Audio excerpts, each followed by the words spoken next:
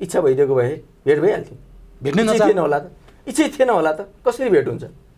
तपाईँले अहिले इपिजीको कुरा गरिहाल्नुभयो। इपिजीको डकुमेन्टेसन भइसकेको पनि कति वर्ष भइसक्यो? खोइ त इपिजी लागु भएको कहाँनिर लागु भएको छ त? भारतको प्रधानमन्त्री मोदी र नेपालको प्रधानमन्त्री सँगै बसेर त्यो डकुमेन्ट बुझ्नुपर्ने हो र? नेपालको प्रधानमन्त्रीले चाहिँ बुझेर त्यसलाई चाहिँ नि प्रस्तुत गरिदिए पनि त भइहाल्छ नि। अनि भारतको प्रधानमन्त्रीले बिस्तारै बुझ्दै गर्नुहुन्छ। किन उहाँहरूले सक्नुहुन्न त? सक्नुहुन्न किन? अहिले तपाईँले 1950 को सन्धि कुरा उठाइहाल्नुभयो। 1950 को सन्धि यदि भएको थिएन भने नेपालमा कम्युनिस्टहरूको बिउ उत्पन्न हुँदैन थियो। उहाँहरूको त सत्तामा जाने भर्याङ पनि त्यही हो। 1950 को सन्धि 1950 को सन्धिमा के छ? 1950 को सन्धिले के कुरालाई चाहिँ नि इङ्गित गरेको छ, के कुन कुरा खराब छ, कुन कुरा सही छ भनेर यिनीहरूले कहिले व्याख्या गरेर सुनाएको तपाईँले सुन्नु भएको छ? किन परिवर्तन गराउन सक्नु भएन? किन संशोधन गराउन सक्नु भएन? भारतले त सधैँ बोलाइरहेछ त तपाईँहरू संशोधन गर्न तयार भएर आउनुहोस् भनेर। किन संशोधन गर्दैन त? किन भन्दा भर्याङ भाँचिन्छ भोलि, सत्तामा जाने ठाउँ हुँदैन। 1950 सन्धि कसैलाई संशोधन गर्नुपर्ने छैन नेपालको कुनै नेताहरूलाई। यो त खालि भर्याङ मात्रै हो, सत्तामा जाने भर्याङ मात्रै हो।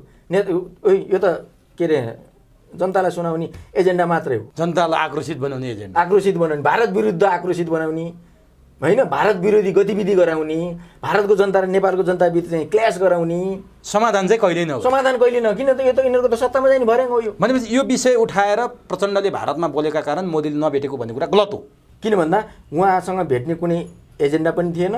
उहाँ मोदीजीलाई भेट्न जानुभएको हो भन्ने पनि मलाई लाग्दैन। खालि उहाँले चाहिँ नि एउटा स्टन्ट मात्रै बनाउनु भएको। त्यसो भए उहाँले त आफै भनेर जानुभएको थियो त। किन भन्नुभएको त मोदीजीलाई भेट्दैछु भनेर? त्यो त उहाँले भन्नुभएको विषय उठान गरे हो नि त। उहाँले नभनेको विषय उठान गरे त होइन। म जेपी नड्डालाई भेट्न जाँदैछु होइन, बिजेपीको अब चाहिँ प्रेसिडेन्टलाई भेट्न जाँदैछु, अथवा म अजित डोभालजीलाई भेट्न जाँदैछु, अथवा म चाहिँ नि एस जयशङ्करलाई भेट्न जाँदैछु भन्नुभएको भए भइहाल्थ्यो नि। किन भन्नु भएन त उहाँले? किन मोदीजीलाई त्यत्रो विषय बनाउनु भयो? त्यो त स्टन्ट भनेर तपाईँले भनिसक्नुभयो। अनि विषय त उहाँले उठान गरे हो, हामीले उठान गरे होइन, तपाईँ मिडियाहरूले उठान गरे पनि होइन। यो स्टन्ट बाहेक केही पनि होइन। तर केही पनि होइन। दुनियाँमा कसैले मलाई अपमान गरे भन्न कसैले आउँछ? तपाईँ कुनै ठाउँमा जानुभयो भने मलाई अपमान गरे फलानुले भन्दै आउनुहुन्छ? तपाईँ आफ्नो बेइज्जत आफै गर्दै आउनुहुन्छ र? अब उहाँले आफ्नो सम्मान राख्नको लागि भन्नुभयो होला, के भन्नुभयो। त्यसो भए विमानस्थलमा अर्को कुरा पनि बोलेका थिए, भारत लगत्तै म चीन पनि भ्रमण गर्छु भनेको थिएँ। त्यो पनि स्टन्ट हो? ठिक छ नि त, उहाँले चीन भ्रमण गर्नुहोस् न त, के फरक पर्यो? चीन भ्रमण गर्दैमा, प्रचण्डले चीन भ्रमण गर्दैमा त्यत्रो लसारपाटो लाउनु पर्ने के छ? के पाएको छ देशमा? देशको ढुकुटी सिद्ध्याएर यिनीहरू देश विदेशको भ्रमण गर्छन्, देशले चाहिँ के पाएको छ? पाउँछ के? उहाँले चीन भ्रमण गरे भने केही पाउँदैन, देशले केही पाउँदैन, जनताले केही पाउँदैन। उहाँले भारत भ्रमण गरे पनि देशले केही पाउँदैन, जनताले केही पाउँदैन। उहाँ आफ्नै भाग माग्न जानुभएको हो, उहाँ आफ्नै सिट सुरक्षित गर्न जानुभएको हो, अरू केही कुरामा कन्भिन्स गर्न जानुभएको होइन भने उहाँले त्यहाँ नि अब चाहिँ प्रतिनिधिमण्डल लिएर भ्रमण किन गर्दै हुनुहुन्छ? नेपालको राजनीति र जियो पोलिटिक्सका विषयमा केन्द्रित भएर आज हामी कानुन व्यवसायी एवं राजनीतिज्ञ राजेन्द्र पाठकसँग चुरो कुरोमा संवाद गर्दैछौँ। सबभन्दा पहिले म राजेन्द्र पाठकलाई चुरो कुरोमा स्वागत गर्छु। यहाँलाई चुरो कुरोमा हार्दिक स्वागत छ। हस्, नमस्ते।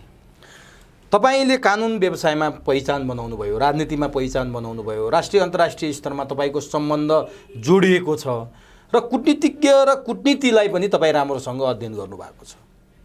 अहिलेको चर्चाको शिखरमा रहेको पूर्व प्रधानमन्त्री माओवादी केन्द्रका अध्यक्ष पुष्पकमल दाहाल प्रचण्डको भ्रमणलाई नै केन्द्रित गरेर आज संवाद गरौँ।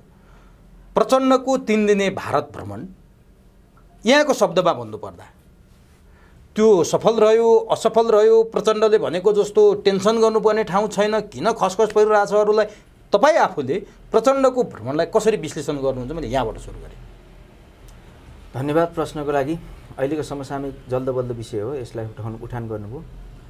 मेरो विचारमा आजसम्म कुनै नेताहरूले कुनै पनि देशको विशेष गरी भारतको अथवा चीनको छिमेकी देशको भ्रमण गर्दा र भ्रमण सिद्ध्याएर फर्किँदा प्रतिक्रिया दिने क्रममा कुनै पनि आजसम्म त्यस्तो भ्रमण रहेन उहाँहरूको कि असफल भएको भ्रमण।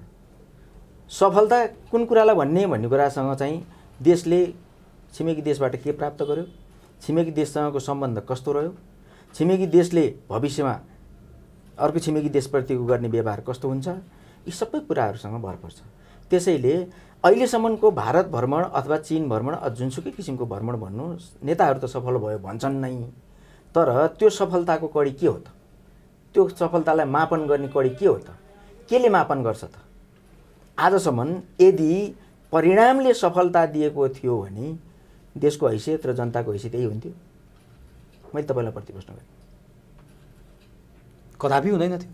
अनि प्रचण्डले भन्नुपर्ने त्यो बाध्यता चाहिँ के थियो? भ्रमण सफल भयो भएन, एयरपोर्टमा आएर प्रचण्डले बोल्नु पर्थ्यो के? जसरी प्रचण्ड जाँदाखेरि हात्ती जस्तो भएर गएको थिएँ नि, मेरो मोदीसँगको भेटघाट हुन्छ, मेरो भ्रमण अत्यन्तै सफल हुन्छ भनेर गएकै थिएँ।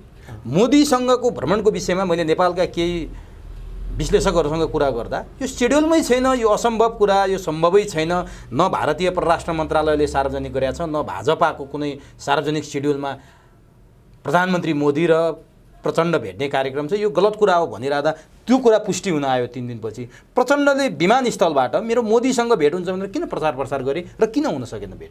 त्यो त उहाँको राजनीतिक स्टन्ट हो, जहिले पनि उहाँ त्यस्तै स्टन्ट गर्नुहुन्छ। उहाँसँग आजसम्म स्टन्टले नै यो स्तरमा पुग्नु भएको हो है। उहाँको हरेक किसिमको क्रियाकलापहरू 2052 सालमा उहाँ जब भूमिगत हुनुभयो त्यसपछिदेखि नै उहाँ स्टन्ट गर्दै आउनु भएको छ।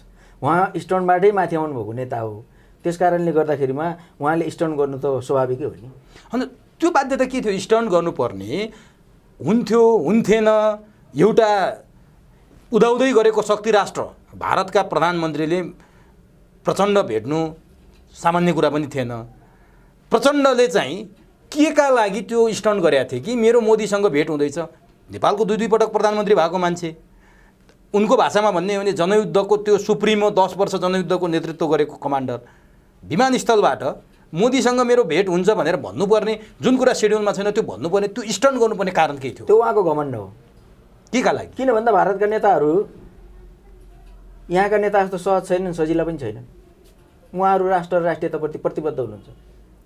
भारतका नेताहरू, उहाँहरूलाई म रेस्पेक्ट गर्छु। किन भन्दा जो कोही जान साथै भेटघाट गर्नैपर्छ, उहाँलाई भेटै दिनुपर्छ। यहाँको नेता जस्तो हो? यहाँको नेताहरू त कुनै भारतीय सामान्य नेता आएर होटेलमा बस्यो भने पनि भेट्न जान्छन्, लाइन लागेर जान्छन्, राति जान्छन्, दिउँसो थाहा पाउँछ भनेर पत्रकारले देख्ला भेट्ला भनेर। भनेपछि भारतीय नेताहरू त त्यो लेभलका त होइनन्, उहाँहरू त अन्तर्राष्ट्रिय लेभलका नेता छन्। भारतमा त त्यसै भारत चलेको छैन होइन। त्यत्रो महाचीन, त्यत्रो शक्तिशाली चीनसँग डिफेन्स गरेर बस्न सक्ने भारत के कारणले बनेको छ त? आज त्यस्ता नेता हुँदैन थियो भने अब भारत चल्न सक्थ्यो होला? भारतले यो डिफेन्स गर्न सक्थ्यो होला? संसारसँग आज डिफेन्स गर्न सक्ने हैसियत बनाएको छ भारतले। नेताको लेभल त्यही किसिमको छ र त उनीहरूले त्यो डिफेन्स। तर तपाईँ नेपाली टोपी लाउनु भएको छ, नेपाली भाषा बोल्नुहुन्छ भने नेपालमा बसेर आफ्ना नेताहरू अन्तर्राष्ट्रिय स्तरका बनेनन्, भारतीय नेताहरू अन्तर्राष्ट्रिय स्तरका बने, तिनीहरूको लेभल छुट्टै छ भन्दा तपाईँलाई अलिकति अप्ठ्यारो सङ्कुचित लाग्दैन? मलाई यति पनि सङ्कोचन लाग्दैन। किन भन्दा यो मेरो कारणले भएको पनि होइन, नेपालका जनताको कारणले भएको पनि होइन, नेपाल देशको कारणले भएको पनि होइन, यिनीहरूको आफ्नो प्रवृत्तिको कारणले भएको हो। नेताहरूको आफ्नो प्रवृत्तिको कारणले यो भइरहेको छ, उनीहरू आफै डिमोरलाइज भइरहेका छन्। त्यो हाम्रा कारणले हो र हामीले सङ्कुचन मान्नुपर्छ। तर पठाएको त तपाईँ हामीले होइन, नेता बनाएर। दोष हाम्रो होइन, उनीहरूको कारण, उनीहरूको प्रवृत्तिले तपाईँले यो भन्ने अवस्था सिर्जना भयो, म मान्छु। तर उनीहरूलाई नेता बनाएर पठाउने तपाईँ हामी जस्तै मान्छे होइन, हामी होइन। गल्ती कसको, दोष कसको? आजसम्म हामीले निमित्त मात्रै भएका छौँ। नेपालका भोटरहरू, नेपालका जनताहरू त निमित्त मात्रै हुन्।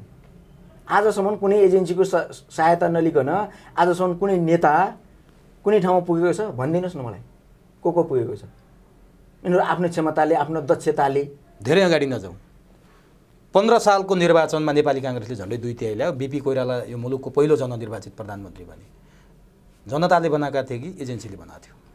15 सालको अवस्था अलग्गै थियो उमेशजी, अहिलेको जस्तो अवस्था होइन। त्यति बेला पनि कोइराला दाजुभाइलाई लडाउन भारतले भरमग्दुर प्रयास गरेको थियो होला, तर सफल भएको थिएन। प्रयास गरेको थियो होला तर सफल भएको थिएन। त्यो सफलता हासिल नगर्नुमा बिपी कोइरालाको कूटनीतिक क्षमता र चातुर्यता थियो। त्यस कारणले त्यति बेलासम्म उनीहरू सफल थिएनन् र कोही एजेन्सी पनि सफल थिएनन्। कहिलेबाट नेपालमा नेताहरूलाई प्रयोग गर्ने एजेन्सी छिर्यो? सुगौली सन्धिपछि भन्छन् त मान्छेहरू त। सुगौली सन्धिपछि छिरेको थियो होला, थोरै बहुत छिरेको थियो होला, अत्याधिक छिरेको थियो 36 साल पछाडि हो। 36 सालको जन्म सङ्ग्रह पछाडि चाहिँ नेपालमा अत्याधिक एजेन्सीले राज गर्यो। एजेन्सी भने प्रश्न भन्नुपर्दा RSS हो। अब तपाईँ आफै सम्झिनुहोस् न, एजेन्सी भनेर उहाँ इन्डियाको त एजेन्सी त्यो होला, तर अमेरिकाको एजेन्सी अर्कै होला, CIA, युरोपियन युनियनको एजेन्सी अर्कै होला, चिनको एजेन्सी अर्कै होला, अरू सबै एजेन्सीहरू होला। आफ्ना एजेन्सीहरू त छन् नि त, आफ्ना चाहिने ढोल बजाउनेहरू त छन्। हाम्रा नेताहरू आफ्ना खुट्टामा नेपाली जमिनमा, नेपाली भूमिमा उभिएका छैनन्, त्यही भन्न खोज्नु भयो तपाईँले? उहाँहरू आफ्नो जमिनमा, आफ्नो स्ट्यान्डमा यदि उभिएको थिए भने आज त्यो कोकोहलो गर्दै म मोदीलाई भेट्छु, फलानालाई भेट्छु, ढिस्कानलाई भेट्छु भन्दै किन जानु पर्थ्यो उहाँलाई? उहाँ सुरुको जानुहुन्थ्यो, भेटघाट गर्नुहुन्थ्यो, आउनुहुन्थ्यो, आफ्नो कूटनीतिक क्षमता प्रदर्शन गर्नुहुन्थ्यो। अनि त्यसपछि आएपछि अनि बल्ल पत्रकारले प्रतिक्रिया लिँदाखेरि उहाँले सहज रूपमा दिन सहज हुन्थ्यो, उहाँलाई सजिलो हुन्थ्यो। उहाँलाई गाह्रो उहाँले भयो। पहिल्यै स्टर्न गरेर हात्ती बनेर गएर मुसो बन्न फर्किनु भयो। अनि होइन फेरि त्यही आऊ के कुरो 10 वर्ष उहाँले युद्धको नेतृत्व गर्नुभयो। त्यो जनयुद्ध धनयुद्ध के थियो, एउटा आततायी जुन किसिमको त्यो अवस्था नेपाली जनताले बिहोर्यो, त्यसको अहिले फ्ल्यासब्याकमा फर्केर जान जरुरी छैन। त्यसको नेतृत्व प्रचण्डले गरेका हुन्। यो मुलुकको 2 पटक प्रधानमन्त्री भए। अझ उनको भाषालाई सापट लिने हो भने नेपालमा सुशील कोइरालासम्म र सुशील कोइराला पछिका जति प्रधानमन्त्री बने, माधव नेपाल हुन्, झलनाथ खनाल हुन्, बाबुराम भट्टराई हुन्, शेरबहादुर देउबा हुन्, केपी ओली हुन्, यी सबैलाई प्रधानमन्त्री बनाउन त प्रचण्डकै टेकेसो चाहिएको थियो उनको भाषामा। त्यस्तो 6 जना प्रधानमन्त्री बनाउन सक्ने ल्याकत राख्ने प्रचण्ड 2 पटक प्रधानमन्त्री भएका, जनयुद्धको नेतृत्व गरेका, उनलाई थाहा थिएन मैले यहाँ मोदीसँग भेट्छु भनेर जाँदा भेट्दैनन् भने म हिस्सा बुढी खिस्सानाथ भन्ने अवस्थामा पुग्छु भने थाहा थिएन उनलाई? थाहा थियो होला, थाहा पाउनु पर्थ्यो। उहाँले थाहा पाइदिनु भएको भए आजको यो अवस्था भोग्नु पर्ने थिएन। उहाँले थाहा पाइदिनु भयो आज हामीले पनि यो बेइज्जती सहनु पर्दैन थियो होला, होइन? समग्रमा यो बेइज्जती सहनु पर्ने त नेपालीहरूले पनि त होला नि, देशले पनि होला नि। के साँच्चीकै प्रचण्डको यो भारत भ्रमणले नेपाल र नेपालीको शिर नुगेको छ, बेइज्जत भएको छ? कुन अर्थमा? देख्नु भएन पाइजामा लगाएर भेट्दै हुनुहुन्थ्यो भारतीय नेताले उहाँलाई? के लाउनु पर्थ्यो? राति सुतेर उठेको पाइजामा लगाएर त भेट्दै त्यो हुनुहुन्थ्यो। सामान्य कुरामा हामीले जो राम्रो किन देख्दैनौँ, नराम्रो मात्रै किन देख्छौँ? कुनै कुरामा केही कुरा मान्छेलाई हेर्न दिँदा हामी नेपालीको स्वभाव राम्रो फिटिकै देख्दैनौँ, नराम्रो चाहिँ तुरुन्तै औल्याउँछु। किन? कुटनीतिमा त्यस्तो हुँदैन। कुटनीतिमा ड्रेसको मर्यादा हुन्छ, एटिच्युडको मर्यादा हुन्छ, बसाइको मर्यादा पनि होला, प्रस्तुतिको मर्यादा हुन्छ, बसाइको मर्यादा हुन्छ, सबै चिजको मर्यादा पालन गर्नुपर्छ कुटनीतिमा। कुटनीति अरू जस्तो होइन। अरू सामान्य तपाईँ हामी खाना खान बस्दा, अरू अनौपचारिक रूपमा बस्दा, अरू अनौपचारिक भेटघाट गर्दा जस्तो होइन कुटनीति। त्यसो भए प्रचण्डले टाई कोट लगाएर किन जानु पर्थ्यो त? नगएको पनि भयो हुन्थ्यो नि त। उहाँ पनि त सामान्य एउटा पत्लुङ लगाएर जानुभएको भए त हुन्थ्यो। किन भन्दा भारतमा त गर्मी थियो, आनन्दसँग एउटा पत्लुङ लगाएर गएको भइहाल्थ्यो। तपाईँले यस जयशङ्करको पहिरनमाथि टिप्पणी गरे जस्तो लागिरहेछ मलाई प्रचण्डसँग भेट हुँदा। त्यो पहिरन लगाएर उहाँहरूले के सन्देश दिन खोज्नु भयो प्रचण्डलाई? कि त्यो संयोग मात्रै थियो, उहाँले त्यस्तो नियत राखेर गर्नुभएको थिएन कि? उहाँको नियत के थियो भन्ने कुरासँग हामी प्रश्न नगरौँ। किन भन्दा उहाँको नियत अनि हामी भन्न सक्दैनौँ। तर कुटनीतिमा त्यो खालको भेटघाटलाई राम्रो मानिँदैन, त्यति मात्रै हो सन्देश। किन भन्दा त्यसको सन्देश त के गयो भनेदेखि एउटा छिमेकी देशको पूर्व प्रधानमन्त्री जाँदाखेरिमा त्यो सामान्य ड्रेस पहिरनमा सामान्य तरिकाले भेटघाट गर्दै गर्दा अब उहाँले भन्नुभएको छ नि डङ्का पिटेर जानुभयो, यहाँबाट ठुलै डङ्का पिटेर जानुभएको थियो। तर उहाँ देखिँदा त त्यो खालको देखिएन। त्यो खालको सिनेरी नदेखिएपछि त टिप्पणी गर्ने ठाउँ त रह्यो नि, रहेन र? तर तपाईँ यसो भन्नुहुन्छ, प्रचण्ड के भन्नुहुन्छ भने मलाई सम्मान चाहिँ एउटा प्रधानमन्त्री बराबर सम्मान भारतले गर्यो, त्यो सम्मानबाट म खुसी छु। भारतले जे सम्मान दियो, जे मलाई स्वागत गर्यो, त्यो त धेरै ठुलो कुरा हो नेपालीहरूका लागि। ठिक छ, तपाईँले नि सुन्नुभयो होला। सुनि तर तपाईँ अर्को ढङ्गबाट व्याख्या गर्दै हुनुहुन्छ। किन? उहाँलाई सम्मान दिएको थियो या अपमान गरेको थियो भन्ने कुरासँग हामी टिप्पणी गर्दैनौँ। हामी के कुरामा टिप्पणी गर्छौँ भने कुटनीतिमा त्यस्ता खालका हरकतहरूले एकअर्कामा सम्मानपूर्ण स्थिति बनाउँदैन, उहाँलाई नगर्नेकै हो भन्ने कुरा चाहिँ सबैतिरबाट प्रमाणित भइसक्यो। त्यसो भए मोदीलाई नभेट्दा मलाई टेन्सन छैन, अरूलाई के को टेन्सन भनेर प्रश्न प्रचण्डले गरेका छन्। अरूलाई किन खसखस? मोदीले प्रचण्ड भेटुन् नभेटुन्, भनुन् नभनुन्, तपाईँहरू चाहिँ किन प्रचण्डको चाहिँ जस्तो ज्याद छेडिरहनु भएको छ भनेर म जान्न चाहन्छु कि। मोदी त्यति सजिला नेता पनि त होइनन् नि, जो गए पनि भेटघाट गरिहाल्ने, उहाँलाई भेटघाट गराइहाल्ने, होइन, उहाँसँग बसेर चिया खाइहाल्ने, होइन, लन्च गरिहाल्ने, डिनर गरिहाल्ने खालको नेता हो र मोदी भनेको। मोदी भनेको अन्तर्राष्ट्रिय नेता हो, उहाँसँग अन्तर्राष्ट्रिय छवि छ। उहाँ अमेरिका गयो भने पनि त्यस्तै किसिमको वाहवाही हुन्छ। हाम्रो नेताहरू जस्तो होइन। हाम्रो नेताहरू त डराउँछन् एयरपोर्टबाट अमेरिका जानु पऱ्यो भने अथवा अस्ट्रेलिया जानु पऱ्यो भने। उनी प्रचण्ड होइन अस्ट्रेलिया जाँदै गर्दाखेरि एयरपोर्टबाट फर्केर आउनुभएको। किन डराउनु भएको उहाँ अस्ट्रेलिया जान? किन भन्दा उहाँको कर्तव्य गलत होला, त्यही भएर त उहाँ डराइरहनु भएको छ। नत्र किन डराउनु पर्ने? 59-70 जान जाने अब त्यो त्यत्रो बडीगार्ड राखेर किन हिँड्नुहुन्छ उहाँ? सबै नेताहरू त बडीगार्डै नराखिकन हिँडिरहेका छन्, सामान्य जीवनमा जीवनयापन गरिरहेका छन्। किसुनजी हिजो चाहिँ आश्रममा गएर बस्नुहुन्थ्यो, होइन, उहाँ पनि 2-2 चोटि प्रधानमन्त्री भएको नेता हो। अब गिरिजाबाबु पनि अब त्यही हिसाबले सामान्य उसमा बस्नुहुन्थ्यो। खासै यस्तो अनौपचारिक रूपमा त्यस्तो बडीगार्ड राखेर के गरेर अनेक थोक गरेर उहाँ बस्नुहुन्न थियो, सामान्य हिँडाइ थियो। अझ सुशील कोइराला त झन् धेरै शालीन थिए, सामान्य ठाउँमा बाहिर हिँडेर पनि हामीले कतिचोटि भेटेकै छौँ होइन। वरिपरि बडीगार्डहरू त हुँदैन थिए, सामान्य कार्यकर्ता छन् त्यतिकै गफ गरिरहनु हुन्थ्यो, चिया खाइरहनु हुन्थ्यो। अनि उहाँलाई नि मात्र त्यत्रो किन चाहियो त? भनेपछि प्रचण्डको 3 दिनको भारत भ्रमणमा प्रचण्डको भाषालाई सापट लिने हो भने होटेलबाट हामी होटेल फर्किँदै गर्दा जेपी नड्डासँग भेटेर होटेल फर्किँदै गर्दा अचानक मोदीको भ्रमण रोकिएको कुरा आयो, जुन तपाईँहरूले थाहा पाउनु भएको छैन, मलाई पनि थाहा छैन किन रोकियो भन्ने। त्यो रोकिएको हो कि सेड्युलै थिएन, के थियो वास्तवमा? अब रोकिएको हो कि सेड्युल थिएन भन्ने कुरा चाहिँ हामीले यकिन गर्न सक्दैनौँ। किन भन्दा उहाँले उहाँकै भाषालाई सापट लिएर गर्ने हो भने उहाँले सेड्युलै थिएन पनि भन्नुभयो, रोकियो पनि भन्नुभयो एकपटक। किन रोकियो त्यो हामीले थाहा पाएनौँ, तपाईँहरूले पनि थाहा पाउनु भएन, हामीले पनि थाहा पाएनौँ। म पनि त्यस्तै तपाईँहरू जस्तै हो भनेर पनि उहाँले प्रतिक्रिया दिनुभएको छ। अब उहाँले फेरि अर्को किसिमको प्रतिक्रिया पनि दिनुभएको छ, त्यो सेड्युलमै थिएन त किन चाहियो, के अब आवश्यकता थियो, किन टाउको दुख्यो भन्दै हुनुहुन्छ। अनि यदि टाउको दुख्ने थिएन भनेदेखि उहाँले एयरपोर्टमा यत्रो डङ्का किन पिट्नु भएको थियो? म मोदीलाई भेट्दैछु, फलानलाई भेट्दैछु, ढिस्कानलाई भेट्दैछु भनेर किन भन्दै हुनुहुन्थ्यो?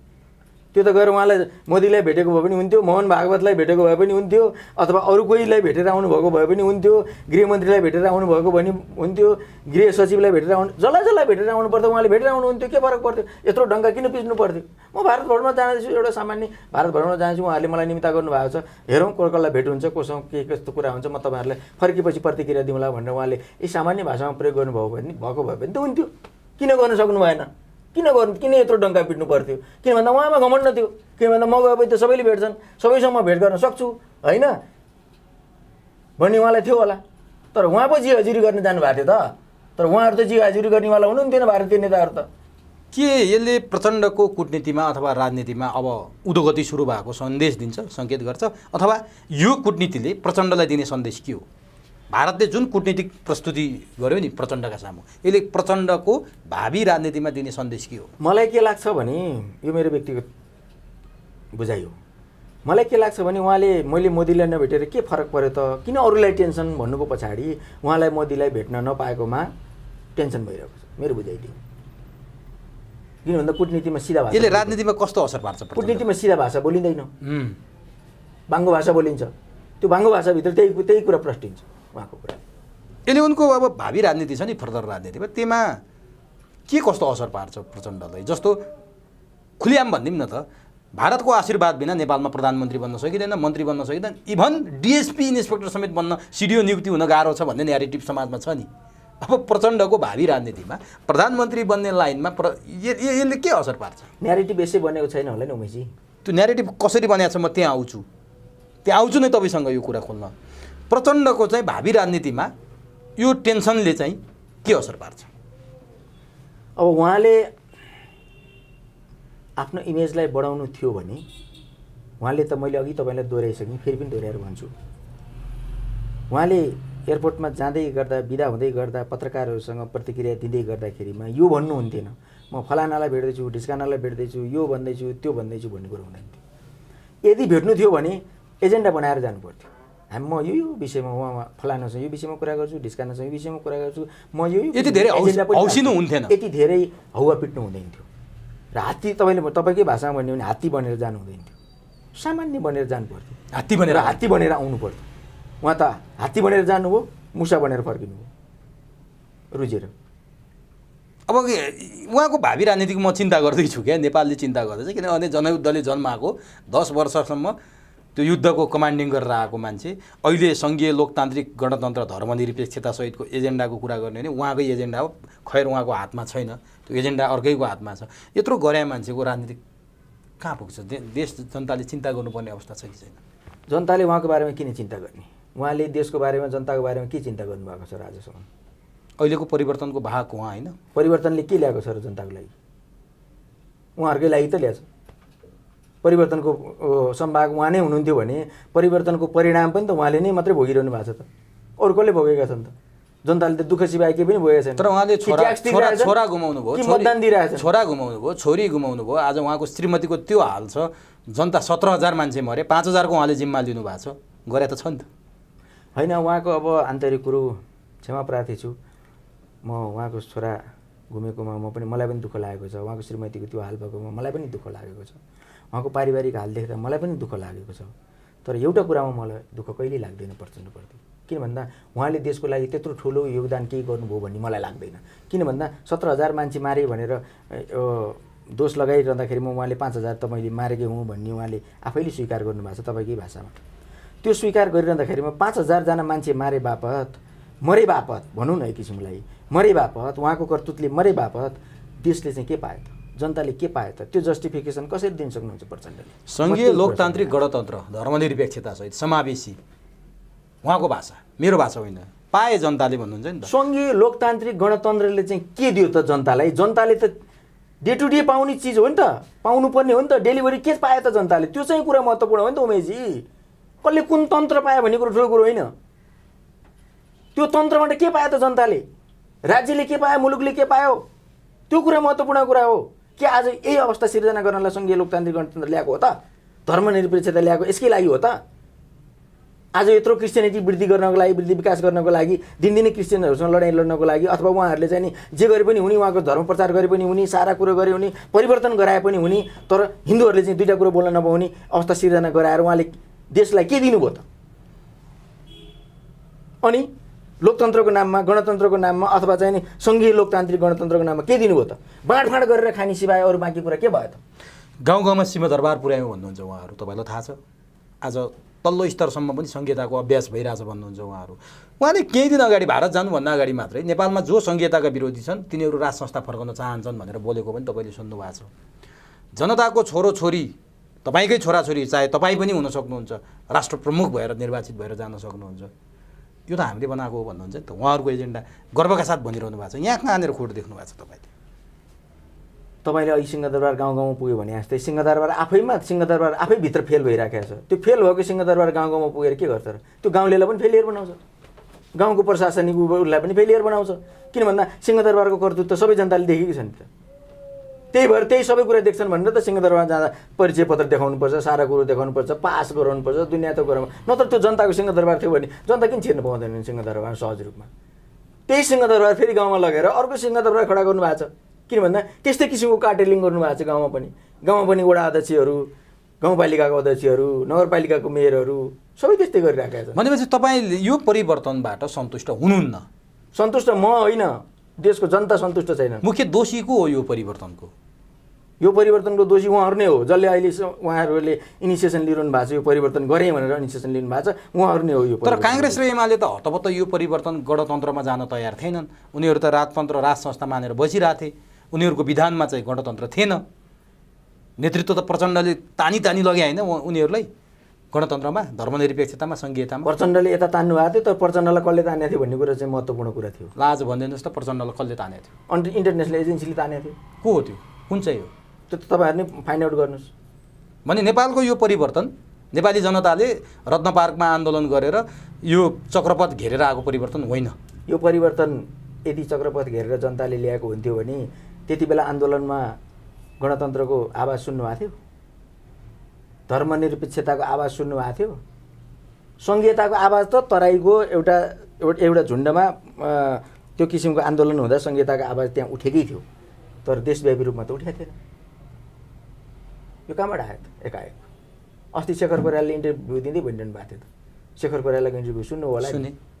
उहाँ त आधिकारिक मान्छे हो, बिच बाटोबाटै आयो। अनि बाह्रकुँदी गर्ने बेलामा पनि उहाँ हुनुहुन्थ्यो, सबै ठाउँमा उहाँ हुनुहुन्थ्यो। तर कसरी आयो उहाँलाई त थाहा छैन। अनि तपाईँ हामीलाई कसरी थाहा हुने कहाँबाट आयो भनेर? अनि कुन एजेन्सीले दियो भने तपाईँ मलाई सोध्दै हुनुहुन्छ, कुन एजेन्सीले दियो भने मैले कसरी भन्ने?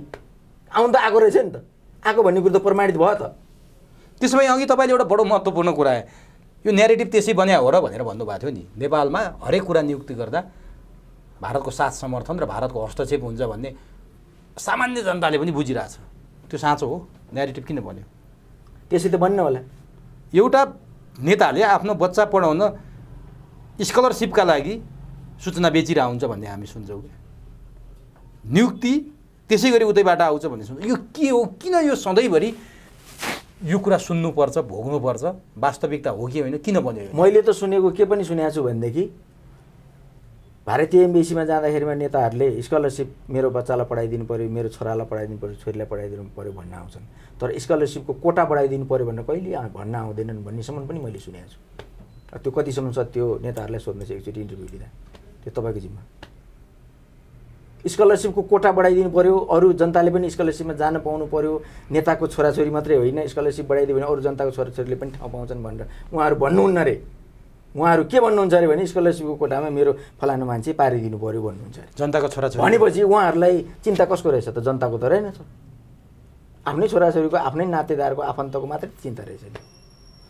भनेपछि एउटा स्कलरसिपका लागि नेताहरू लम्पसार पर्न दूतावास धाउँछन् भने मन्त्री प्रधानमन्त्रीको लागि त पक्कै होला है? पक्कै हो, हुँदैन नि होला त? त्यसै बन्छ होला त्यो न्यारेटिभ। तपाईँसँग कुनै तथ्य प्रमाण छ कि यो हामीले आरोप लाउने मात्रै हो? तथ्य प्रमाणका कुराहरू तपाईँले खोजेर लेखेर फोटो खिचेर भिडियो खिचेर पाउनुहुन्न यस्ता कुराहरूको तथ्य प्रमाण। तर कुरो सत्य हो, सत्य हो, तथ्य हो। सत्य तथ्य नभइकन उहाँहरू किन जानुहुन्छ त? यसरी दौडादौड किन गर्नुहुन्छ त? यत्रो स्टन्ट किन बनाउनुहुन्छ त? कहिले चीन भ्रमणमा गएको कुरा स्टन्ट बनाउनुहुन्छ, कहिले भारत भ्रमण गएको कुरालाई स्टन्ट बनाउनुहुन्छ, कहिले अमेरिका भ्रमण गएको कुरालाई स्टन्ट बनाउनुहुन्छ, कहिले युरोपियन भ्रमण गर्दै गर्दाखेरिमा स्टन्ट बनाउनुहुन्छ। किन बनाउनुहुन्छ त? नत्र के जरुरी छ? जोसुकै पनि हाम्रो लागि त छिमेकी देशहरू हो नि। भारत पनि छिमेकी देश हो, चीन पनि छिमेकी देश हो। सामान्य भ्रमण गरेर फर्किँदा भइगयो नि। अरू मैत्रीपूर्ण देशहरू हुन्, अरू बाँकी देशहरू सामान्य भ्रमण गर्ने, आफ्नो एजेन्डा पेश गर्ने, आफ्नो राज्यको हितमा बोल्ने, राज्यको लागि के चिज बेनिफिट लिन सकिन्छ त्यो लिने पो हो त नेताको काम त। स्टन्ट त होइन, स्टन्ट गर्ने त होइन, देखाउने त होइन, सो गर्ने त होइन। तर तपाईँले यति भनिरहँदा पुष्पकमल दाहाल प्रचण्डको भारत भ्रमणलाई अर्को पाटोबाट पनि हेरौँ न। उहाँले इपिजीको कुरा उठाउनु भयो, उहाँले 1950को सन्धिको पुनरावलोकनको कुरा उठाउनु भयो। त्यसकारण भारत त सरकार त नेपाल जस्तो ऊ होइन, ब्युरोक्रेटले नै त्यहाँ धेरै कुराहरू सञ्चालन गरेका कुराहरू हामी पढ्छौँ सुन्छौँ। त्यहाँको ब्युरोक्रेसी अथवा त्यहाँको पावर सेन्टरले प्रचण्ड र मोदीको बिचमा पर्खाल खडा गराइदियो, जुन कुरा भेट हुन सम्भव भएन भन्नेहरू छन्। तपाईँलाई लाग्छ? तपाईँ र म भेट गर्नलाई तपाईँको असिस्टेन्टहरूले पर्खाल खडा गरेर तपाईँको मेरो भेट नहुने हो र? त्यस्तै होइन? इच्छा भइदिएको भए भेट भइहाल्थ्यो। भेट्नै थिएन होला त? इच्छै थिएन होला त? कसरी भेट हुन्छ? तपाईँले अहिले इपिजीको कुरा गरिहाल्नुभयो। इपिजीको डकुमेन्टेसन भइसकेको पनि कति वर्ष भइसक्यो? खोइ त इपिजी लागु भएको कहाँनिर लागु भएको छ त? भारतको प्रधानमन्त्री मोदी र नेपालको प्रधानमन्त्री सँगै बसेर त्यो डकुमेन्ट बुझ्नुपर्ने हो र? नेपालको प्रधानमन्त्रीले चाहिँ बुझेर त्यसलाई चाहिँ नि प्रस्तुत गरिदिए पनि त भइहाल्छ नि। अनि भारतको प्रधानमन्त्रीले बिस्तारै बुझ्दै गर्नुहुन्छ। किन उहाँहरूले सक्नुहुन्न त? सक्नुहुन्न किन? अहिले तपाईँले 1950को सन्धि कुरा उठाइहाल्नु भयो। 1950को सन्धि यदि भएको थिएन भने नेपालमा कम्युनिस्टहरूको बिउ उत्पन्न हुँदैन थियो। उहाँहरूको त सत्तामा जाने भर्याङ पनि त्यही हो 1950को सन्धि। 1950को सन्धिमा के छ? 1950को सन्धिले के कुरालाई चाहिँ नि इङ्गित गरेको छ, के कुन कुरा खराब छ, कुन कुरा सही छ भनेर यिनीहरूले कहिले व्याख्या गरेर सुनाएको तपाईँले सुन्नु भएको छ? सुन्नु भएको छैन हो? यदि खराब तत्त्व थियो भने उहाँहरूकै 2/3 बहुमतको सरकार पनि त थियो नि। किन परिवर्तन गराउन सक्नु भएन? किन संशोधन गराउन सक्नु भएन? भारतले त सधैँ बोलाइरहेछ त तपाईँहरू संशोधन गर्न तयार भएर आउनुहोस् भनेर। किन संशोधन गर्दैन त? किन भन्दा भर्याङ भाँचिन्छ, भोलि सत्तामा जाने ठाउँ हुँदैन। 1950 सन्धि कसैलाई संशोधन गर्नुपर्ने छैन नेपालको कुनै नेताहरूलाई। यो त खालि भर्याङ मात्रै हो, सत्तामा जाने भर्याङ मात्रै हो। यो त के अरे जनतालाई सुनाउने एजेन्डा मात्रै हो। जनतालाई आक्रोशित बनाउने एजेन्डा, आक्रोशित बनाउने, भारत विरुद्ध आक्रोशित बनाउने होइन, भारत विरोधी गतिविधि गराउने, भारतको जनता र नेपालको जनताबिच चाहिँ क्ल्यास गराउने। समाधान चाहिँ कहिल्यै नहो। समाधान कहिले न। किन त यो त यिनीहरूको त सत्तामा जाने भर्याङ हो। यो भनेपछि यो विषय उठाएर प्रचण्डले भारतमा बोलेका कारण मोदीले नभेटेको भन्ने कुरा गलत हो भन्न सक्नुहुन्छ? यो प्रश्न फेरि दोहोऱ्याउनुहोस्। प्रचण्डले भारतमा गएर 1950को सन्धिको कुरा उठाएको, पुनरावलोकन हुनुपर्छ भनेको र इपिजीको कुरा उठाएका कारण मोदीले नभेटेका हुन् भन्ने कुरा गलत हो भन्न सक्नुहुन्छ? 100% गलत। यो कुरा उठाएको कारणले मोदीजीले नभेट्नु भएको हो भन्ने मलाई लाग्दैन। किन भन्दा उहाँसँग भेट्ने कुनै एजेन्डा पनि थिएन। उहाँ मोदीजीलाई भेट्न जानुभएको हो भन्ने पनि मलाई लाग्दैन। खालि उहाँले चाहिँ नि एउटा स्टन्ट मात्रै बनाउनु भएको। त्यसो भए प्रचण्ड जेपी नाडाको निमन्त्रणामा गयो, भारतीय जनता पार्टीका अध्यक्षको निमन्त्रणामा नेपाल कम्युनिस्ट पार्टी माओवादी केन्द्रका अध्यक्ष गएको। जेपी नाडाले भेटे, एस जयशङ्करले भेटे, अजित डोभालले भेटे, मोदीले निमन्त्रणा पनि गरेका थिएनन्। अनि किन टेन्सन त भने क्या नेपाली समाजलाई? जसले बोलाएको थियो उहाँले त आफैले यहीँ भनेर जानुभएको थियो त। किन भन्नुभएको त मोदीजीलाई भेट्दैछु भनेर? त्यो त उहाँले भन्नुभएको विषय उठान गरे हो नि त। उहाँले नभनेको विषय उठान गरे त होइन। म जेपी नाडालाई भेट्न जाँदैछु होइन, बिजेपीको अब चाहिँ प्रेसिडेन्टले भेट्न जाँदैछु, अथवा म अजित डोभालजीलाई भेट्न जाँदैछु, अथवा म चाहिँ नि एस जयशङ्करलाई भेट्न जाँदैछु भन्नुभएको भए भइहाल्थ्यो नि। किन भन्नु भएन त उहाँले? किन मोदीजीलाई त्यत्रो विषय बनाउनु भयो? त्यो त स्टन्ट भनेर तपाईँले भनिसक्नुभयो। अनि विषय त उहाँले उठान गरे हो, हामीले उठान गरे होइन, तपाईँ मिडियाहरूले उठान गरे पनि होइन। यो स्टन्ट बाहेक केही पनि होइन। यो केही पनि होइन। रात्रि भोज गरे, ठुलो सम्मान गरे, त्यो त देखिरहेको छौँ नि हामीले। लिएर भ्रमण किन गर्दै हुनुहुन्छ?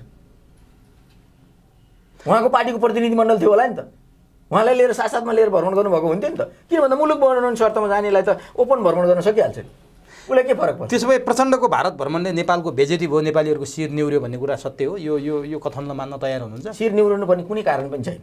किन भारतीय नेताहरूले भेटघाट नदिँदैमा, प्रचण्डलाई भेटघाट नदिँदैमा शिर निहुराउनु पर्ने कुनै कारण नेपालको बेजेती? किन भन्दा उहाँ नेपालको प्रतिनिधि हो भन्ने नि मलाई लाग्दैन। किन?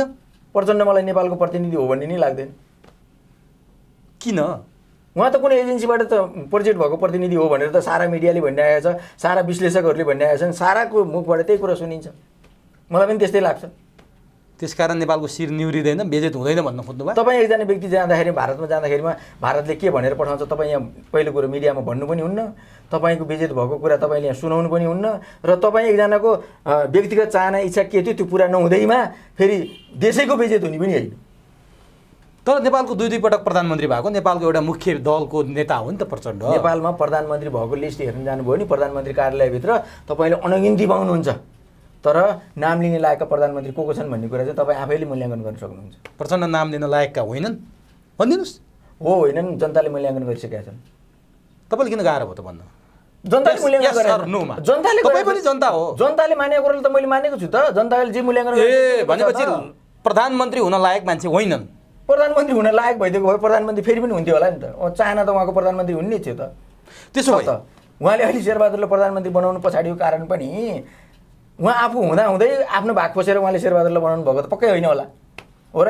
तपाईँलाई त्यस्तो लाग्छ? के भएर हो त? लायक नभएर हो? के थाहा, त्यो उहाँलाई सोध्नुहोस्। अनि शेरबहादुर पनि त लायक छैन नि, रेहाल छोड्दै होइन, कति लायक छन् छैनन् उहाँको बारेमा टिप्पणी अहिले नगरौँ। हामीले अहिले प्रचण्डको क्वेसन गरिरहनु भएको छ तपाईँले, होइन? उहाँ लायक थिएनन् भने त उहाँ आफै बनेको भए भइहाल्थ्यो त। उहाँले त भन्नु भएको छ मैले 6-6वटा कतिवटा प्रधानमन्त्री बनाएँ भने तपाईँ त्यही क्वेसन गर्दै हुनुहुन्थ्यो। 6-6वटा प्रधानमन्त्री बनाउन सक्ने मान्छेले फेरि आफै प्रधानमन्त्री बनेको भए के हुन्थ्यो त? उहाँलाई इच्छा नभएर हो त? उहाँले सोध्नुहोस् न, उहाँले एक्चुअली यो कार्यक्रममा के हो तपाईँ मलाई भनिदिनुहोस् त? सोध्नुहोस् त, किन हुन नसक्या प्रचण्ड? किन हुन नसक्या? नेपालमा प्रधानमन्त्री तपाईँले भने जस्तै केही गर्न लायक प्रधानमन्त्री बाहेक धेरै प्रधानमन्त्रीहरू आफै भएका छैनन्, आफ्नै योग्यताले भएका पनि छैनन्। कुनै विदेशी एजेन्टसँग जोडिएर नै उहाँहरू प्रोजेक्टेड भएको हो, पक्का हो, यसमा कुनै शङ्का छैन। त्यस कारणले उहाँलाई पनि सहयोग गरेन होला कुनै एजेन्सीले। त्यसो भए एउटा गम्भीर प्रश्न कहाँनिर छ भने उत्तरी छिमेकी राष्ट्र चीन जो अमेरिकाको प्रतिस्पर्धी भएर अझ माथि जान खोज्दैछ। चीनका कम्युनिस्ट पार्टीका अन्तर्राष्ट्रिय विभाग प्रमुख नेपाल भ्रमणमा हुनुहुन्थ्यो। प्रचण्डको एकाएक भारत भ्रमण जाने कार्यक्रम बन्यो। 24 घण्टा बित्दा नबित्दै उहाँ भारत जानुभयो। एउटा शक्तिशाली राष्ट्रको नेता नेपालमा हुँदाहुँदै उहाँको त्यो सेड्युल कसरी र किन बन्यो र उहाँ चाहिँ त्यो 81 आकस्मिक रूपमा जानुपर्ने कारण चाहिँ के थियो? के उहाँ आकस्मिक रूपमा किन जानुभयो एक्चुअली उहाँले क्वेसन गर्नुहोस्। मेरो बुझाइमा चाहिँ के देखिन्छ भने चीनको विदेश विभागको प्रमुख आइसकेपछि भारत रिसायो होला पक्का पनि भन्ने सोचेर उहाँले भारतलाई रिजाउन जानुभएको होला भन्ने अनुमान गर्न सकिन्छ। प्रशस्तै आधारहरू छ। के हुन्थ्यो? 1-2टा आधार न त 24 घण्टाभित्र उहाँ किन जानुभयो त? 24 घण्टाभित्र त्यो निर्णय एकाएक किन आयो त? उहाँलाई 2 महिना अगाडि लेटर आएको थियो, पत्र आएको थियो, मलाई भ्रमणको लागि निम्ता आएको थियो भनेर उहाँले भन्नुभएको थियो। नेपालको अब चाहिने त्यति धेरै सेक्रेसी छ र? त्यति धेरै गोप्यता छ र? आधार के हुन् भन्नु त? उहाँले फकाउन गएको भारत रिसायो होला चीन आएपछि भनेर आधार छन् तपाईँसँग? पक्का हो, मिडियामा पनि पक्का आइराखेको छ। मिडियामा पनि एकचोटि अध्ययन गर्नुहोस् त। तर कतिपय यहाँ के भन्छन् भने सञ्चार माध्यममा पनि आयो, मिडियामा अरू कुरा पनि आएछन्। डाक्टर आरजु देउबा र प्रचण्डलाई अब आउने चुनावमा गठबन्धन गर्ने, आलो पालो प्रधानमन्त्री बन्ने सहमति गराइदिन भारतले बोलाएको भन्छन्। किनभने आरजु पनि त्यति बेला भारतमै थिइन्। भारतले बोलाएको थियो भन्ने चाहिँ मलाई लाग्दैन। किन भन्दा भारतले बोलाएको यदि त्यो थियो भने मोदीजीले भेट्नुहुन्थ्यो होला, मोदीजी प्रधानमन्त्री भारतीय प्रधानमन्त्रीले भेट्नुहुन्थ्यो होला। अब भारतीय प्रधानमन्त्रीले नभेट्नुको पछाडि चाहिँ मलाई त्यस्तो लाग्दैन। किन भन्दा होला उहाँहरूको चाहना थियो होला, आरजु देउबाको पनि चाहना थियो होला, प्रचण्डजीको पनि चाहना थियो होला। यस्तो भइदियो आलो पालो उहाँहरूलाई साक्षी राखेर केही चाहिँ निर्णयहरू गराउँ, त्यो निर्णयले चाहिँ भोलि हामीलाई डिफेन्स गर्न सहज होला भन्ने उहाँहरूको इच्छा थियो होला, आकाङ्क्षा थियो होला। तर त्यो आकाङ्क्षा चाहिँ पुरा होला जस्तो चाहिँ मलाई लाग्दैन। मोदीले के त्यो कुरामा रुचि राखेनन्? अस्वीकार गरेर रुचि राखेको भए त भेटिहाल्नुहुन्थ्यो होला। मोदीले त्यो मान्ने भएन। होइन मान्ने भएको भए त भेटिहाल्नुहुन्थ्यो होला। भनेपछि यी दुईजना त्यसैका लागि गएका थिए, प्रचण्ड निराश भएर फर्किनुपर्ने अवस्था भयो। अब सम्भवतः जानुभएको थियो होला, उहाँहरूको इच्छा आकाङ्क्षा पुरा भएन होला, उहाँहरू फर्किनुभयो। अब त्यो इच्छा आकाङ्क्षा पुरा होला भन्ने मलाई लाग्दैन, किनभने उहाँहरू भित्र मन्दिरको पुजारीलाईसम्म भेट्न सक्नु भएन। उहाँहरूले त उही ढोके बैठकीहरूलाई भेटेर फर्किनु। अब त्यसमा गठबन्धनको भविष्य के देख्नुहुन्छ त? एकातिर चिनिया प्रतिनिधि आएर नेपालमा वाम एकता गर भनेर गए, घन्टौँ भेटे, त्यो सन्देश बाहिर आइसक्यो, त्यो रसायनले मिलाउँछ कि मिलाउँदैन। उता आरजु र प्रचण्डको पनि गठबन्धन बनाइदिन सकेन भारतले, बनेन, उनीहरू बनाउन सफल भएनन्। अब के देख्नुहुन्छ? काङ्ग्रेसले त गठबन्धन गरेर चुनावमा जाने निर्णय गरिसक्यो, होला गठबन्धन? काङ्ग्रेसले गरेको निर्णय आफैमा अन्तिम निर्णय त होइन होला नि। गठबन्धनमा त 5वटा दल छन्, 5वटा दलले त अब सबै 5वटा दल मिलेर गर्नुपर्ने निर्णय होला। भनेपछि गठबन्धन बन्ने, जसरी स्थानीय चुनावमा बन्यो गठबन्धन 5 दलीय, त्यो बन्ने सम्भावना देख्नुहुन्छ कि वाम गठबन्धन र कम्युनिस्ट एकता हुने सम्भावना देख्नुहुन्छ? पछिल्ला राजनीतिक घटनाक्रम चीन र भारत, अब पछिल्लो घटनाक्रमलाई चाहिँ अहिले यति बेलै व्याख्या गरेर प्रमाणित गर्न सक्ने अवस्था चाहिँ छैन। तर मर्निङ शो द डे भन्छ नि, बिहानीको दिउँसोको लक्षण बिहानीले सम्भवतः उहाँहरूको सोचाइ त्यही थियो होला, जसरी मिडियामा आएको छ। उहाँहरू 2-4 बुँदे सम्झौता गरौँ भारतमा बसेर, आरजु देउवाको पनि त्यही इच्छा थियो होला, प्रचण्डजीको पनि त्यही इच्छा थियो होला। उहाँहरू त्यही इच्छा अभिव्यक्तिलाई चाहिँ पुरा गर्नको लागि उहाँ जाँदै हुनुहुन्थ्यो होला। तर उहाँहरूको इच्छा अभिव्यक्ति पुरा भयो भन्ने मलाई लाग्दैन, किन भन्दा उहाँ मेन जो भेट्न जानुभएको थियो उहाँ मान्छेले भेट्नु भएन उहाँलाई। जस्तो मोदीजीलाई भेट्छु भनेर प्रचण्डजी आफै घोषणा गरेर जानुभएको थियो, उहाँले नै भेट्न सक्नु भएन। अब किन भेट्नु भएन मलाई थाहा छैन भनेर उहाँ आफै आउनुभयो, फर्केर आउनुभयो। तर त्यो उहाँको इच्छा पुरा होला जस्तो चाहिँ मलाई लाग्दैन। यता वाम गठबन्धन हुने सम्भावना, वाम गठबन्धन हुने कुराहरूमा पनि म तोकेर अहिले भन्न सक्ने अवस्था के देख्नुहुन्छ त अवस्था? वाम गठबन्धन या 5 दलीय गठबन्धन? अब प्रचण्डजीको कुरा गर्ने हो भने त उहाँ तत्कालै पल्टा खाने मान्छे हो। उहाँ तत्कालै 24 घण्टाभित्र उहाँ आफ्नो निर्णय परिवर्तन गर्न सक्नुहुन्छ। जस्तो हिजो वाम एकता गर्दा पनि उहाँले गरेको निर्णय त्यस्तै खालको निर्णय थियो। उहाँहरूले नै माथिबाट निर्णय गर्नुभएको, त्यो तल्लो कार्यकर्ताहरूले त्यो कुरालाई स्वीकार गरे हुन्। त्यस कारणले वाम गठबन्धन हुन्छ या 5 दलीय गठबन्धन हुन्छ भन्ने कुरालाई चाहिँ अहिले यकिन गर्न सकिँदैन। काङ्ग्रेसको केन्द्रीय कमिटीको निर्णयले चाहिँ के सन्देश गर्छ? त्यो त छ नि अगाडि दृष्टान्त। काङ्ग्रेसको आफ्नो इच्छा होला, आकाङ्क्षा होला, फेरि पनि 5 दलीय गठबन्धन गर्न पाइयो भने राम्रै सिटमा चुनाव जित्यौँला भन्ने इच्छा आकाङ्क्षा होला। तर उहाँको मात्रै इच्छाले त 5 दलीय गठबन्धन हुने त होइन। तर चीन र भारतका गतिविधिले कताको पल्ला भारी हुने सम्भावना देख्नुहुन्छ? वाम गठबन्धन कि अहिलेको 5 दलीय गठबन्धन भने के? चीनले पनि खेल्यो, भारतले पनि खेल्न खोज्यो। अब यहाँको एजेन्सीले मात्रै सञ्चालन भएको, चीन र भारतको एजेन्सीले मात्रै सञ्चालन भएको नेताहरू त यहाँ छैन। यहाँ त अमेरिकन एजेन्सीले पनि सञ्चालन गरेका नेताहरू होलान्, अब युरोपियन युनियनको एजेन्सीहरूले पनि सञ्चालन गरेका नेताहरू होलान्। यी सबैको मकसद पुरा हुनको लागि त एक किसिमको गठबन्धन त होला नै। तर भइहाल्यो भने यही खालको गठबन्धन हुन्छ भनेर अहिले भन्न सक्ने अवस्था छ। अब यी गठबन्धन जे होलान् तपाईँले अहिले ठ्याक्कै भन्न सक्नु भएन। तपाईँ आफू चाहिँ के गर्दै हुनुहुन्छ कि काठमाडौँ क्षेत्र नम्बर 7 मा तपाईँको 9 मा तपाईँको तयारी छ, घोषणा गर्नुभएको थियो। अब यतातिर गठबन्धन बन्दैछन्, तपाईँलाई गाह्रो हुँदैन? के छ तपाईँको अभियान, कहाँ पुग्यो? ठिक छ, जनताले दिने भोट हो, जनता कन्भिन्स हुनुभएको छ। जनताले कन्भिन्स भएर मलाई भोट दिनुभयो भने म चुनाव जित्छु। म जनताको एजेन्डालाई लिएर जान्छु, म त्यो एजेन्डालाई पुरा गर्ने योजनामा हुन्छु। जतिसम्म मेरो कार्यकाल हुन्छ त्योसम्म म जनताको एजेन्डालाई पुरा गर्ने मेरो तत्परता हो। म त्यो तत्परता गर्दाखेरिमा मैले देशको ढुकुटीबाट 1 पैसा पनि लिन्न भनेर मैले तपाईँकै अघिल्लो इन्टरभ्यूमा कुनै बेला मैले अभिव्यक्ति गरिसकेको छु। म त्यो लिँदा पनि लिन्न, म आफ्नो योजनालाई परिवर्तन पनि गर्दिनँ। म जनताकै एजेन्डालाई लिएर जान्छु। जनताले मलाई भोट दिनुहुन्छ भने मलाई विश्वास छ, जनताले बुझ्नुभएको छ, बुझिसक्नु भएको छ, थाहा पाइसक्नु भएको छ। त्यसैले त यहाँ नेताहरू अनावश्यक डङ्का पिट्दैछन्। तर तपाईँले जनताले थाहा पाउनुभयो भनेर भनिरहँदा एकातिर वाम गठबन्धनको चर्चा छ, अर्कोतिर 5 दलीय गठबन्धन, कुनै न कुनै गठबन्धन त बन्ने पक्का छ। राजेन्द्र पाठक चाहिँ न गठबन्धन छ, न पार्टी छ, न सङ्गठन छ, कसरी लड्न सक्नुहुन्छ? के फरक? लौरो न हतियारको अवस्थामा हुनुहुन्छ। के फरक पर्छ? जनताले भोट दिने कुरा हो, के फरक पर्छ? यत्रो सुसूचित जनता छन्, यत्रो शिक्षित जनता छन्। काठमाडौँ 9 नम्बर क्षेत्रको जनता त असाध्यै सुसूचित, शिक्षित, सबै कुरा जानकारी भएका, पढे लेखेका, विद्वान हुनुहुन्छ उहाँहरू भोटरहरू। उहाँहरूलाई सबै थाहा छ को के हो भन्ने कुरो। आज यतिका वर्षसम्म 30-32 वर्षसम्म 46 सालदेखि यता बहुदल आएदेखि 30-32 वर्षसम्म तिनै अनुहारलाई देख्दा तिनै अनुहारलाई भोट दिँदा उहाँहरूको औँलाकोमा ठेला परिसक्यो, ठेला उठिसक्यो, त्यो ठेला पनि फुटिसक्यो, त्यो ठेला फुटेर चर्याउँदैछ, त्यो घाउ बनिसक्यो। त्यस कारणले उहाँहरूले फेरि पनि त्यही गल्ती गर्नुहुन्छ भन्ने मलाई विश्वास छैन। एकातिर वाम गठबन्धन, अर्कोतिर 5 दलीय कुनै गठबन्धन गठबन्धनले छेक्न सक्दैन, कुनै पनि के गठबन्धन फरक पर्छ र भन्नुभयो, के फरक पर्छ र हार्नुहुन्छ भन्ने लाग्यो क्या मलाई। त्यस्तो फरक पर्ने भने त हार हो नि त, त्यस्तो होइन, जित्ने सम्भावना त कमै देख्छु। त्यस्तो होइन। यदि हारेछु भने पनि त्यो हार मेरो मात्रै होइन, जनताको पनि हार हो क्या। त्यस कारणले जनता आफू हार्न चाहनुहुन्न भन्ने भने तपाईँ अलरेडी प्रिपेयर भएर बस्नु भएको छ, हारे पनि जिते पनि केही फरक पर्दैन। चुनाव भनेको एकजनाले जित्ने अर्कोले हार्ने त हो, के फरक पर्छ? म जित्छु, यदि जितिनछु भने पनि म हार्छु, हारेर के फरक पर्छ?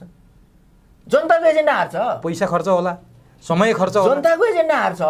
समय र मेरो मसँग भएको, म किन पैसा खर्च गर्छु, पैसा खर्च गरेर चुनाव गर्छु भनेर चुनावमा जान्छु भनेर मैले भनेकै छैन तपाईँलाई। तर पैसा नभएर त जित्न गाह्रो छ नि त राजेन्द्रजी। किन चाहियो पैसा? तपाईँ देख्नु भएको छ नि, किन चाहियो पैसा? के को लागि पैसा चाहियो? जनता अब बोका भेडा बाख्रा होइनन्, अब किनिँदैनन्, खरिद भएर जाँदैनन्। कसैले पैसा दियो भने खाइदिन्छन्, भोज खुवायो भने खाइदिन्छन्, तर भोट सोभिवेकले हाल्छन्। अहिलेको जनता त्यस्तो भइसक्यो। भनेपछि तपाईँ ढुक्क हुनु? ढुक्क छु म त, आनन्दित छु। म पैसा पनि खर्च गर्दिनँ, म अनावश्यक यस्तो स्टन्ट पनि गर्दिनँ, म मसल देखाउने काम पनि गर्दिनँ, म मोटरसाइकल र्याली पनि गर्दिनँ। म चुनाव जितेर गएँ भने भोलि म त्यहाँ राज्यको ढुकुटीबाट केही 1 पैसा लिन पनि लिन्न। म जनताको सेवा गर्छु, जनताको एजेन्डा बोकेर जान्छु, जनताको एजेन्डालाई लागू गर्ने प्रयत्न मेरो हरदम हुनेछ। हस्, यति मात्रै हो। अरू के छ भन्नु जनतालाई? मेरो भन्नु त्यही हो कि जनताहरूले सबैले स्वविवेकपूर्ण तरिकाले मतदान गर्नुहुनेछ। त्यो मतदानबाट सही मान्छे आउनेछ, त्यो सही मान्छेले तपाईँहरूको एजेन्डालाई बोकेर संसदमा जानेछ। त्यो संसदमा गएको एजेन्डाले इम्प्लिमेन्ट भएर तपाईँहरूमा आज फेरि त्यो चाहिँ परिणामको रूपमा प्राप्त हुनेछ। त्यस कारणले अब चयन गर्दाखेरिमा सही मान्छे चयन गर्नुहोस्। सही मान्छे चयन गर्न चुक्नुभयो भने फेरि अर्को 5 वर्ष जान्छ, 5 वर्ष हुँदाहुँदै 10 वर्ष, 15 वर्ष, 20 वर्ष जान्छ, जिन्दगी जान्छ। जिन्दगी छोटो छ। त्यस कारणले सबै जनताहरूलाई म विनम्रतापूर्वक आह्वान गर्न चाहन्छु, सही मान्छेलाई भोटिङ गर्नुहोस्। हस्, समय दिनुभयो। तपाईँलाई आउँदो चुनावमा विजयको लागि मेरो तर्फबाट र चुरुकुरको तर्फबाट अग्रिम शुभकामना छ। समय र संवादको लागि हार्दिक धन्यवाद। हस्, धन्यवाद। मलाई यो 2 शब्द राख्ने, मेरो आफ्नो विचार राख्ने समय मौका दिनुभयो। त्यस कारणले तपाईँ लगायत तपाईँको सम्पूर्ण टिमलाई मेरो हार्दिक नमस्कार।